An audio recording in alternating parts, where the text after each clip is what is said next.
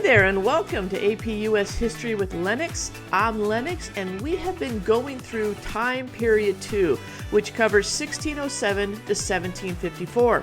Today we're going to hone in on topic 2.6 and discuss slavery in the British colonial regions. Now, we've talked about slavery before. We've talked about how African slavery was initially introduced by the Spanish in the early 1500s. Well, moving forward, as the British started to colonize North America, African slavery became dominant in their world as well. We also talked about transatlantic trade, specifically triangular trade. And part of the triangle is what's referred to as the Middle Passage.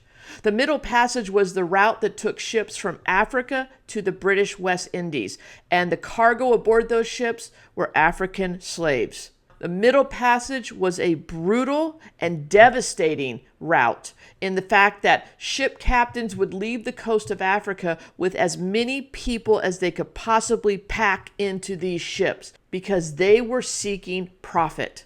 The conditions on these ships were so inhumane that over the time period of the Middle Passage, nearly 500,000 people died.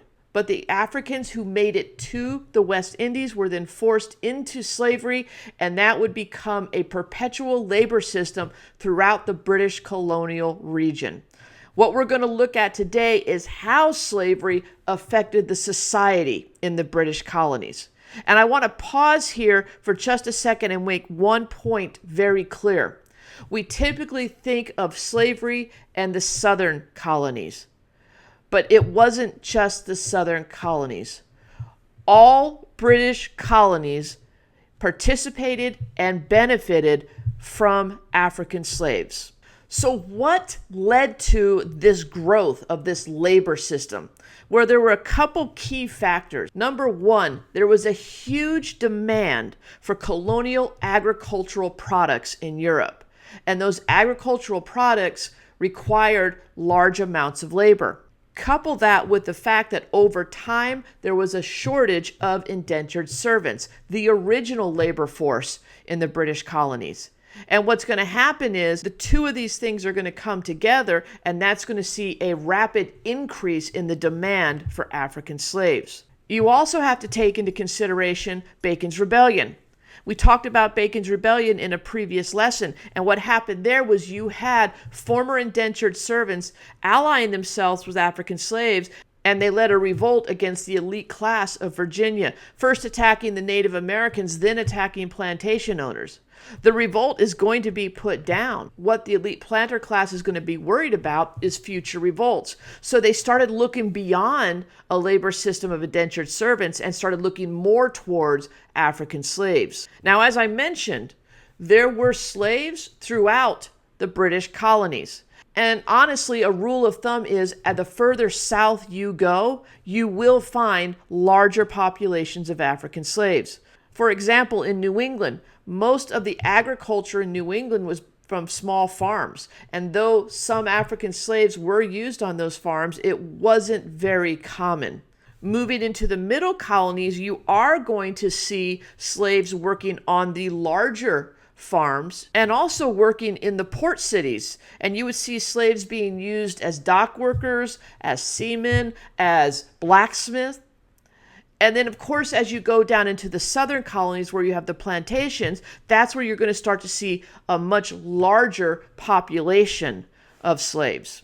But the largest numbers of African slaves are going to be found down in the British West Indies. So remember, the further south you go from New England all the way down to the British West Indies, the larger the slave population grows. So we talk about the British West Indies because they did have the largest African slave population. I mean, it was huge. And because of that, they became the leaders in the slave trade, as well as very influential in other regions that held slaves.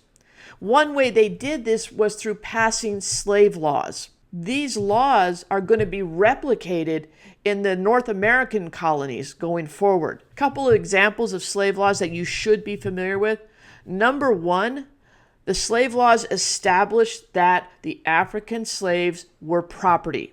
and it set up this system of chattel slavery. Essentially, slaves are property. That's what chattel means, property.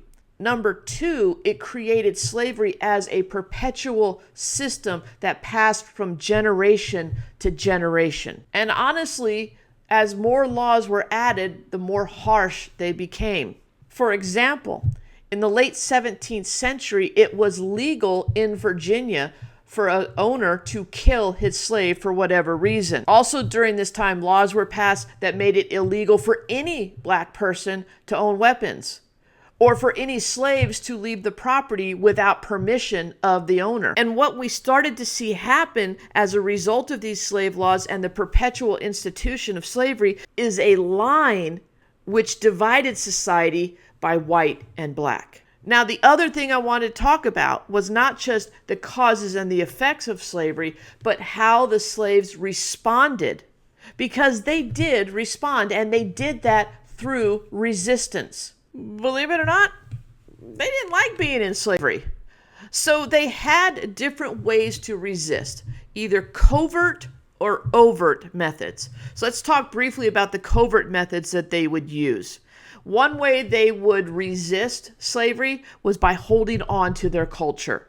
And they did that by maintaining their belief systems, continuing to speak their native language, keeping the naming practices that they had from the homeland. And then beyond maintaining their culture, they just messed with the plantation owners. They would slow down their work. They would break their tools. They would destroy crops. This was a covert or a less obvious way of resisting. But the overt practices, this is probably what most people were concerned about, and they were really concerned about it in areas in which the slaves outnumbered the white people. And this was especially true down in the British West Indies, like in places like I mentioned Barbados, but it will quickly become true in the southern colonies of British North America as well. One of the first examples of an overt rebellion is going to happen in 1739 in South Carolina. It's referred to as the Stono Rebellion. And what happened there was several slaves were able to break into a store and steal weapons. With those weapons, they killed the store owners and started marching through the county. Along the way, other slaves joined them and they were armed, and they started attacking plantations and killing the owners there. They built up to a force of almost 50 men. Now, the rebellion is going to be put down by the militia, and most, if not all of those men were killed either by being shot or being hung. This is all important because what all these layers of resistance did was it challenged a narrative that had been embraced by colonial slaveholders, that they had a benevolent relationship with their slaves in that they were caring for them, that they were protecting them from an outside world that they didn't think they'd be able to survive in. That idea is going to grow, and that's going to be resonant throughout Southern society as we go into the later 18th and earlier 19th century. But that's for another topic. If you have any questions, feel free to post them in the comments below. Other than that, we'll see you on the next one.